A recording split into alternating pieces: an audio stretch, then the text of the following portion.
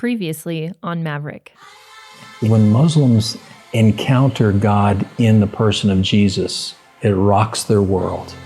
Bishara started sending messages on WhatsApp. He's saying stuff like, Jesus is my God, and, only with Jesus. We didn't know what to think. What are you doing? Have you become an infidel? Someone saw him reading his Bible, and that's when his uncle picked up the pistol and shot twice.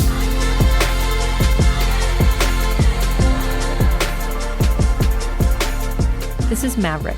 I'm Sarah Lewis, and here in episode 2, we're picking up where we left off in Bishara's story. And rather than draw this all out, I'm just going to tell you up front. Bishara doesn't die.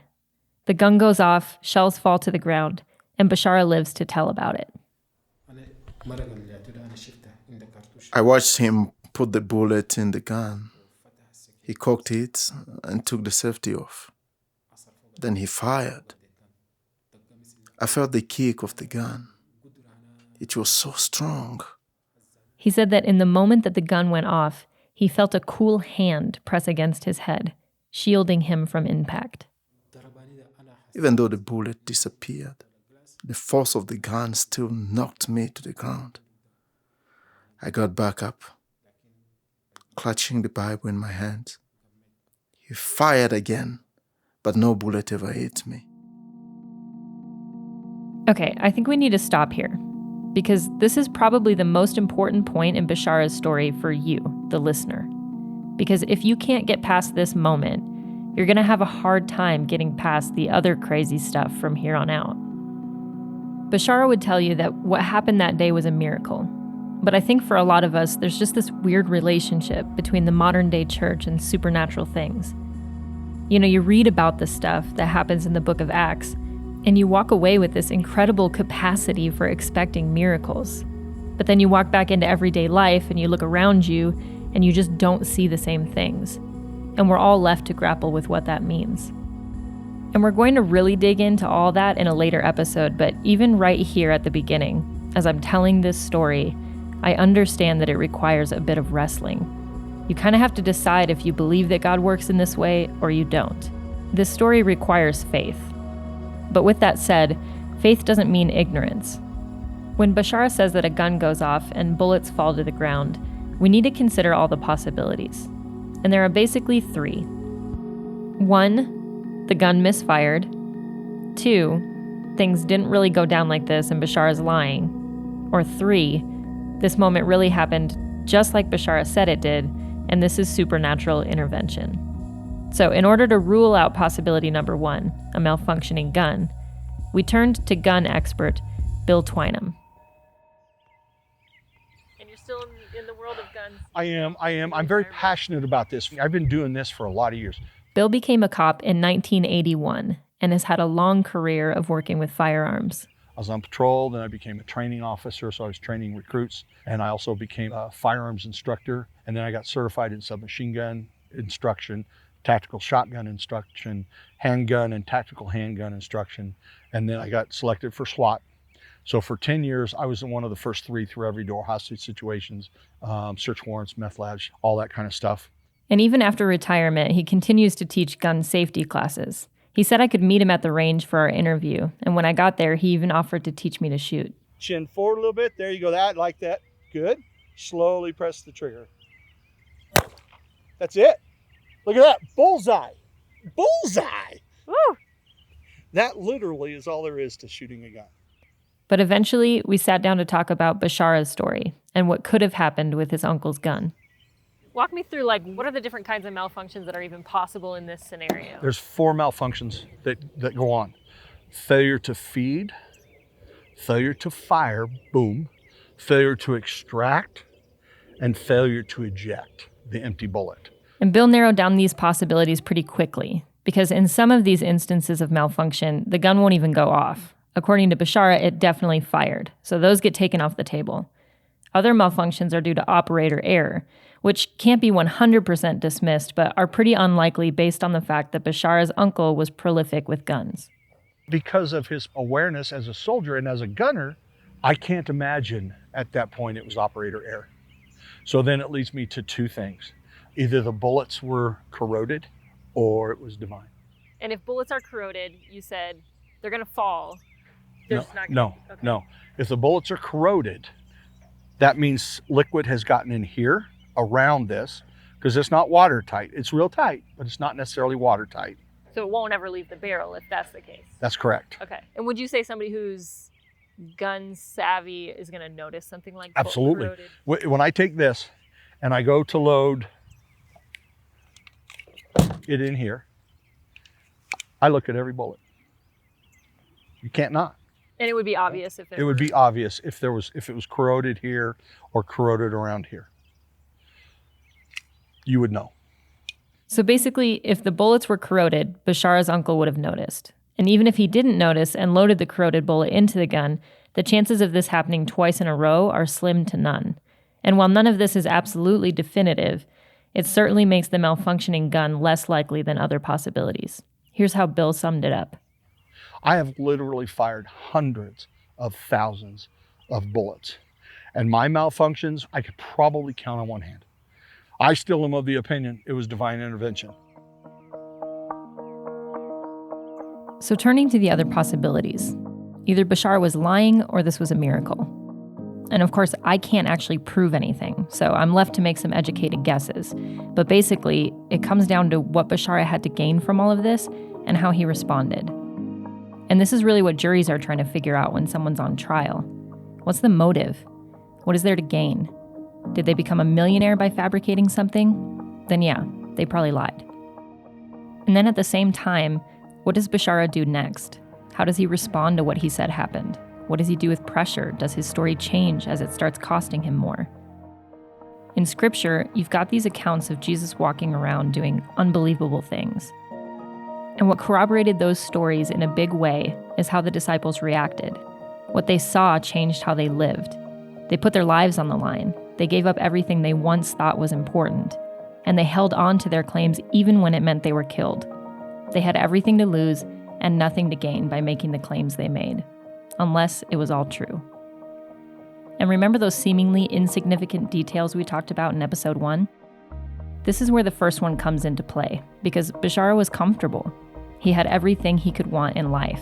Rich family, good status, success. The only thing that would mess that up for him was to become a Christian. There isn't really an angle here. Bishara had nothing to gain and everything to lose. Unless it was true. And then there's everything he does from here on out that will really make the case for his truthfulness. Because Bishara doesn't shrink back. The only wrong move when your uncle attempts to murder you is to become more bold. If you're being disingenuous, that's the moment to fold. But as the trigger went off, Bishara became 100% convinced that this was truth worth dying for. It was like that point with the pistol on his head. When he chose the Bible, it was this explosion. Something went off in this amazing trajectory that nobody could have seen coming. So it didn't work. Bishara was still very much alive, and his uncle was freaked out. He figured that if he tried to kill him again, something really bad was going to happen to him as a repercussion. But he still needed to convince Bishara to recant, or at least punish him for becoming an infidel. So he started grabbing everything Bishara owned and piling it outside. When my uncle realized he couldn't shoot me, he said I must be kicked out of the house. I watched my uncle take my clothes, my computer, and even grabbed my money. He put it all in a pile outside. He poured a liter of gas and burned everything. I was very upset. It was a hard moment. Very hard.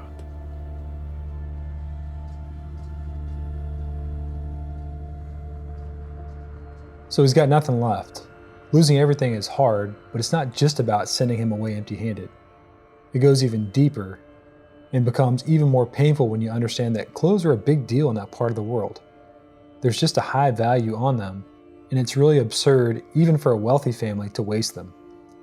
So for Bishara's uncle to burn his clothes, it was a statement. He was saying to everyone watching that those clothes are now worthless because they belong to him. They're dirty and unusable, and by burning them, it was like he was trying to erase the stain of Bishara from the family.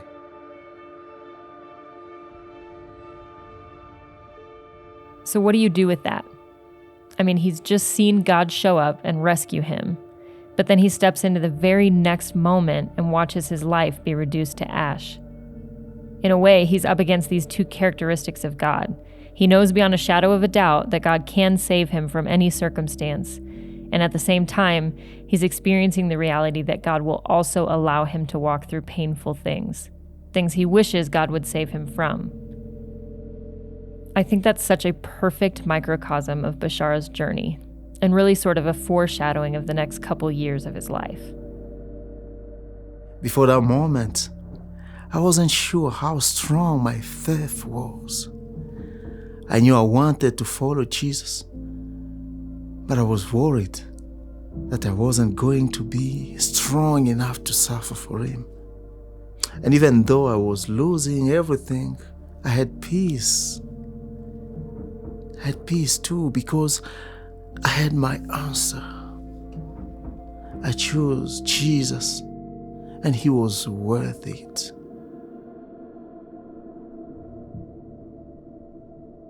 In 2012, the Colorado State Forest Service started what they called a controlled burn. They lit the fire hoping to prevent a future forest fire. They intended for it to burn a few acres of brittle brush. What they did not intend was for it to stretch 1,400 acres, destroy 23 homes, and kill 3 people. But that's the nature of a fire. It might not always go where we want it to go and accomplish what we want it to accomplish. Even with the best of intentions, starting a fire is risky. That's what Bishara's family didn't know that day as they watched all his belongings burn. They lit an unintended fire, a kindling of Bishara's faith. They thought they could stop him, but they didn't realize that suffering produces perseverance. They thought they could deplete him, but they didn't account for the fact that once faith is tested and proven, it becomes more valuable than gold.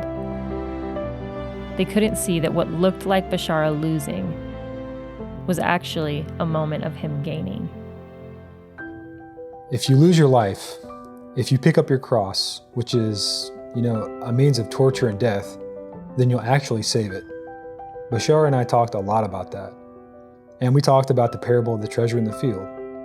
There's no way for that person in the parable to get the treasure unless he sells everything that he has. And I can tell you that up until that moment with Bishara, I hadn't seen many people abandon everything for the sake of buying that field. But that's exactly what Bishara did. And he had so much to give up. He had so much to lose for it. When you think about it, he chose what was absolutely crazy in the eyes of the world. He traded everything for the sake of a treasure that no one could see, because it's underneath the ground and takes eyes of faith to see it. But God had given him those eyes. It's true that if you suffer, the sufferings won't last a long time. But later, there is deep joy that doesn't end. It's like nothing else on this earth. It's priceless. This is the thing that gives me strength. It's such an amazing thing to watch what suffering does in Bishara's life. And of course, getting shot at and kicked out was just the tip of the iceberg. But even in all that, it was proof that God uses evil for good. And I think the thing that really took us by surprise was just how much good was going to come from it. And there was just no way to prepare for the stuff that was about to happen next. On the next episode of Maverick. I was always asking God, let my boss not know the things I'm doing. His boss insisted. He said, come pray with us. And he said, no. And he said, come pray. And he said, no. And then his boss said, why not? And he said, because I'm a Christian. Maverick is brought to you by Pioneers and produced by Jacob and Sarah Lewis. You can see more of our work at jacobandsarah.com. Special thanks to Bill Twinem and Fis Ekanga as the voice of Bishara.